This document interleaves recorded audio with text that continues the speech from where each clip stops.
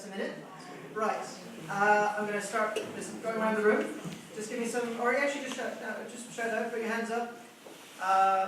Give me some ideas. Responsive. Responsive. Okay, responsive. Let's take it. So responsive. Why do you say responsive?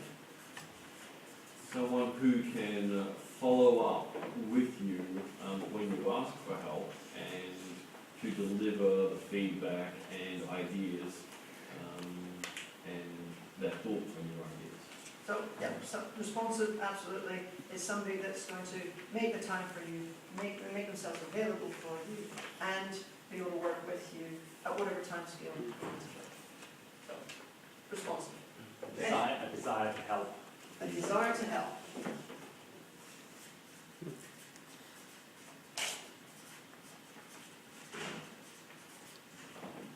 Should be experienced. Qualify that? Desire to help.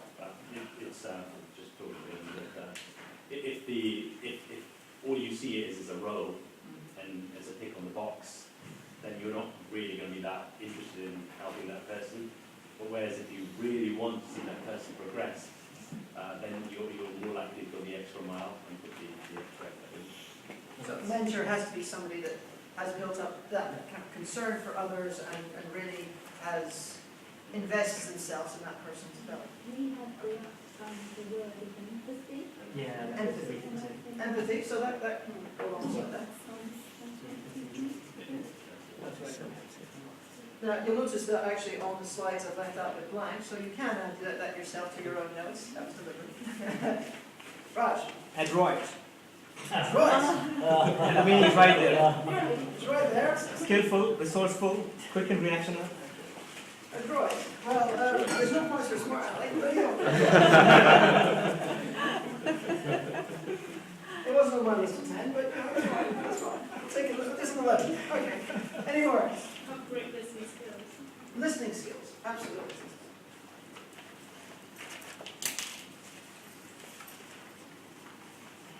It's something that we practice a lot in Toastmasters when we do any evaluations or anything like that. But if you're not listening to your mentee and what their problems are, how are you ever going to be able to help? So absolutely. Patience. Patience.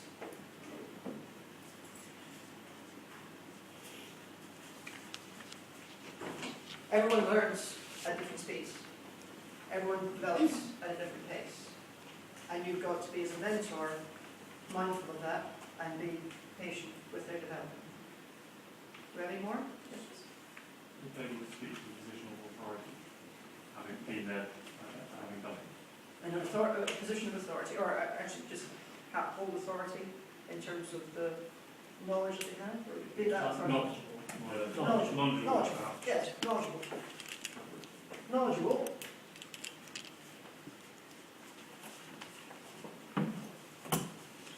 How can you pass on knowledge if you don't know yourself?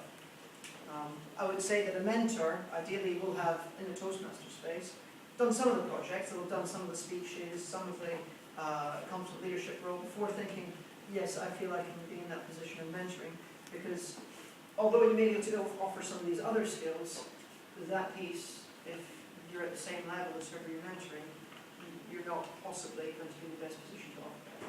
So absolutely, knowledge is a big aspect. Well, an element of enthusiasm, like it sort of follows from a desire to help, but if they're enthusiastic, it will rub off on rather than mentoring. Enthusiasm, yeah. Yeah, I think it's probably rooted in that desire to help. It's all about attitude, absolutely. So enthusiasm as well there. Do you have any more? I'm going to say positive. Positive, probably in that camp. Encouraging, motivating. Motivating.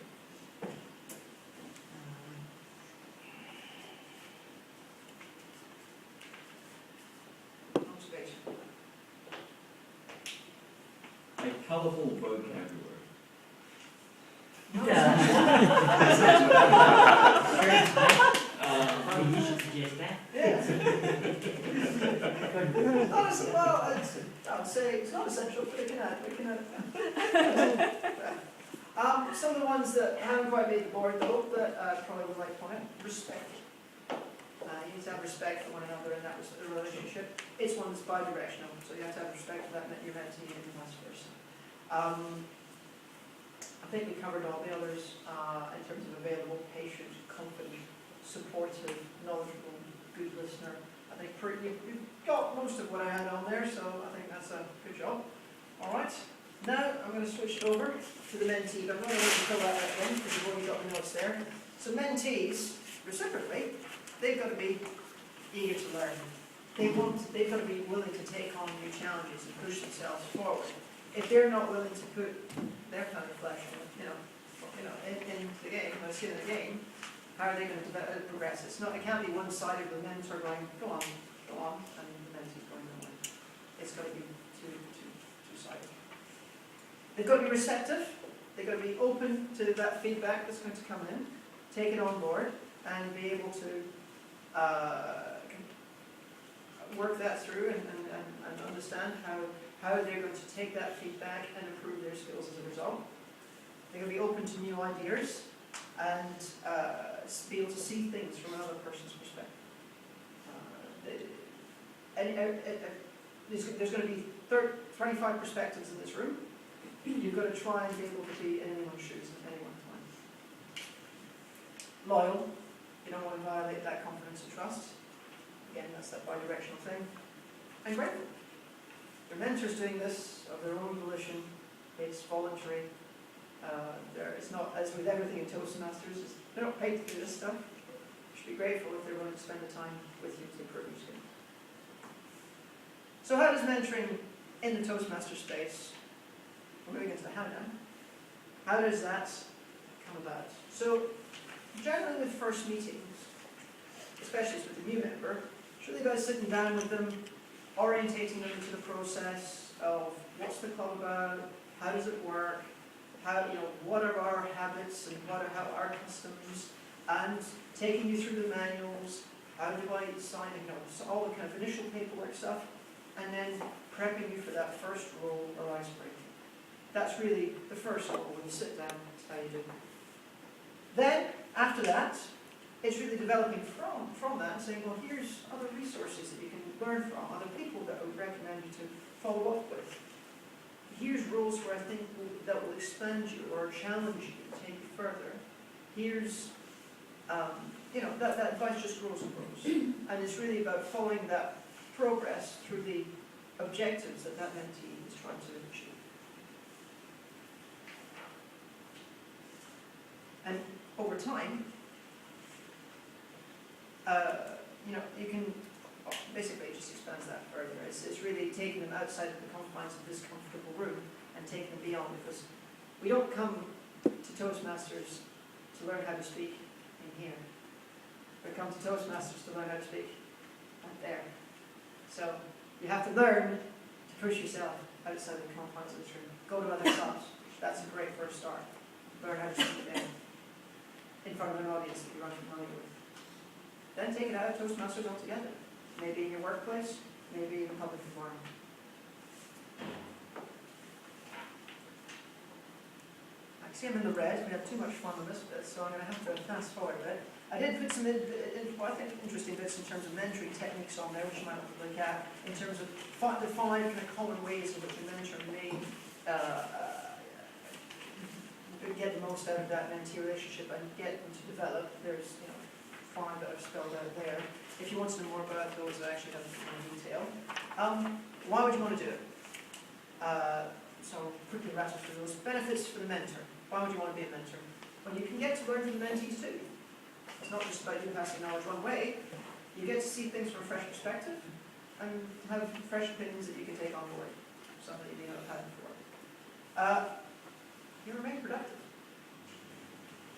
It's a way of recycling your own skills, challenging your own skills to say, about validating them through someone else. You get to do something for others. Actually, you can get quite a lot of positive energy and pleasure out of doing that. I certainly do. I've got three mentees now, and yes, they may challenge me, or yet to challenge me. Yeah, I do get a lot of pleasure out of it. And finally, you receive recognition, whether it be from your mentee, gratitude, or respect from others.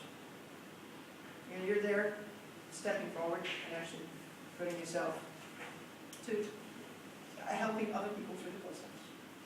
For the club, the obvious benefit is lower turnover.